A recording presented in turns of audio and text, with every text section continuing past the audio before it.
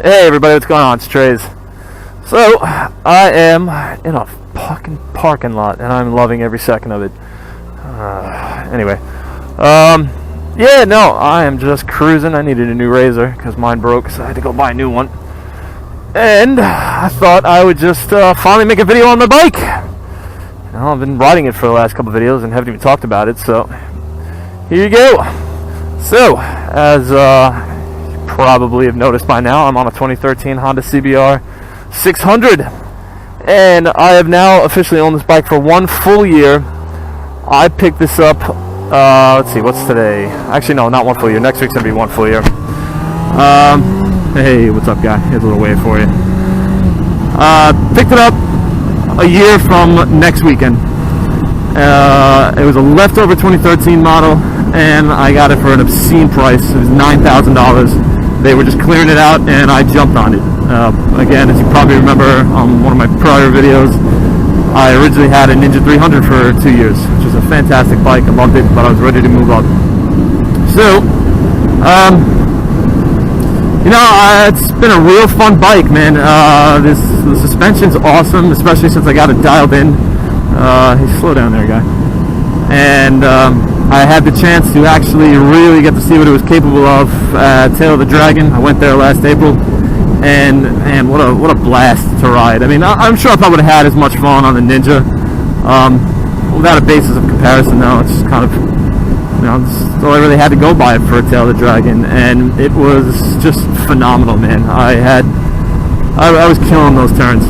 You know, Tail of the Dragon itself, I actually did pretty good on. Took a little slow, but I was more nervous I was going to tip over versus actually crash from going too fast into those turns, because they're such tight hairpin turns that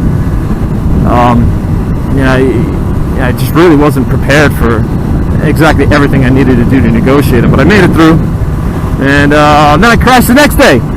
Yeah, that was a blast.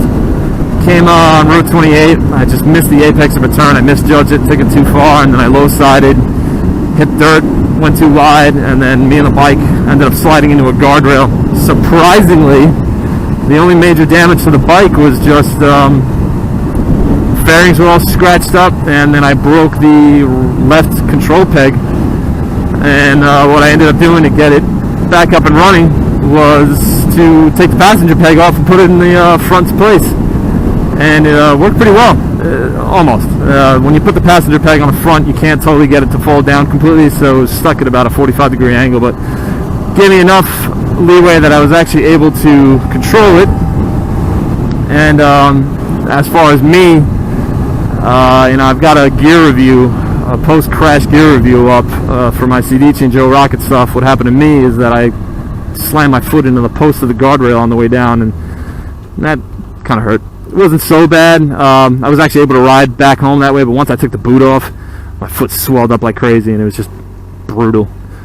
But you know, things I love about the bike, without a shadow of a doubt, it's handling. It's really dialed in. You know, once I got my suspension adjusted for my weight, it was already good to begin with, but then after I did that, it really transformed the way it handled. It's kind of tough to really get a true gauge on it because you're always just going straight in Florida. You know, every turn I find, I try and take it as hard as I can, but still got to be a little careful. But you know, that's been really it. You know, I love the red. I wanted something that was a little understated. I wasn't about to getting too crazy of graphics on my machine or whatnot. And one of the reasons that I didn't go for a ZX6R was really only because I couldn't find. Actually, that was really the only reason I didn't go for it. It's because of the price. It was always between this bike and the ZX6 when I was going to upgrade from my Ninja 300, and for a while I thought it would be the ZX6, but when it finally came time to get something, I saw this $9,000, like mine. Yeah, I wasn't letting this one pass me by, no freaking way. So I'm just trying to adjust something there. If I have a complaint about it, one of the major issues that I have really is just the engine note is very, very bland. I feel like Honda is so refined in what they do, almost to the point that they sacrifice a little character out of the motor.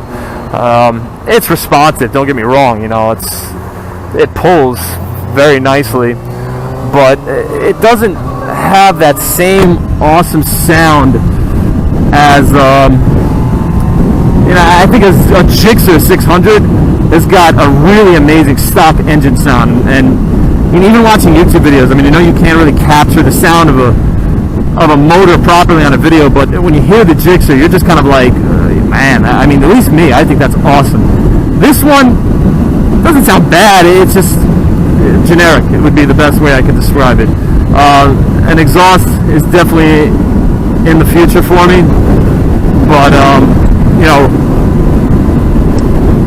until then, you know, it's nothing that's I'm gonna lose sleep over. I mean, I still love the way it handles. As far as its power delivery, very linear. There's really no spots where it kind of bogs down a little bit, but it doesn't really come alive until you get to about 7, and then once you're at like 8,500, that's when it really starts to just take off. As you can see right now, at 7, you know, 6-gear roll on.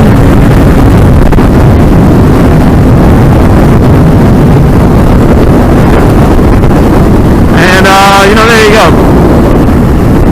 So I mean, it's still more than anybody needs, you know, unless you're really a track day racer and you got to be in the superweight class. Obviously, then you need 1,000, but you know, I'm probably gonna have this bike for at least another year until I start looking. I mean, I'm always looking. Who's not looking for a new machine? But I'm in no desperate need to get out of this one. I mean, I'm very happy with it. Love the way it handles. Very easy to ride. The air goes are comfortable. The clip-ons, they're a little bit raised versus your standard clip-on for a Super Sport. You know, if you were to take this bike and compare it next to a ZX6 or a Gixxer 600, they're literally, come on, don't be an idiot, guy. They're a little bit more raised.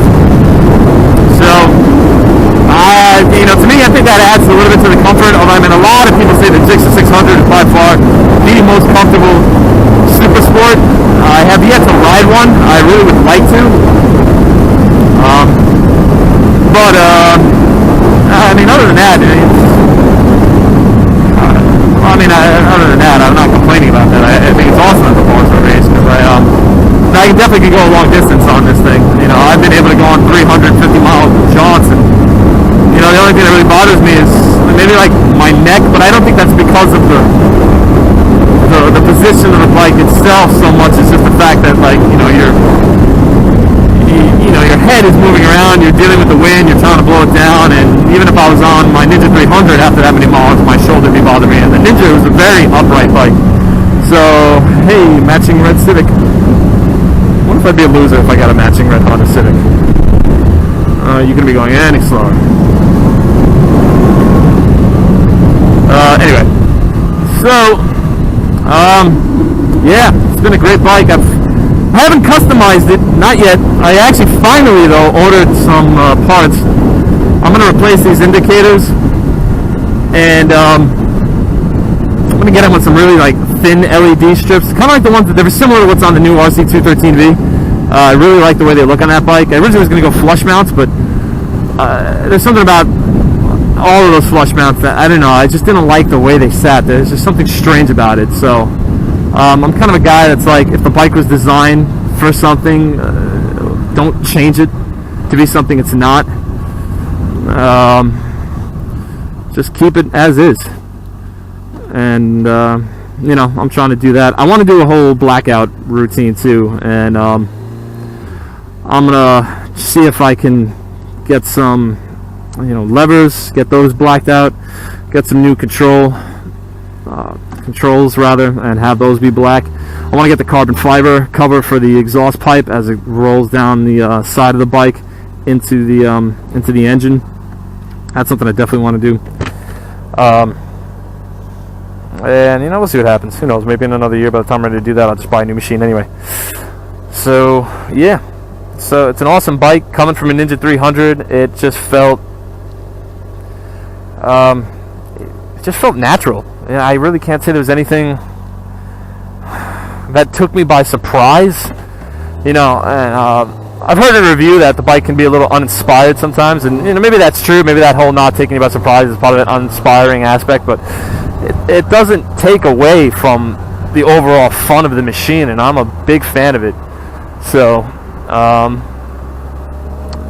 it's decent on gas too, and I don't really spend anything crazy, but I'm sure it's nothing different from any other type of super sport. When you're stuck in traffic like this, of course it sucks. It's usual typical super sport complaints, but you know, nothing about the bike itself.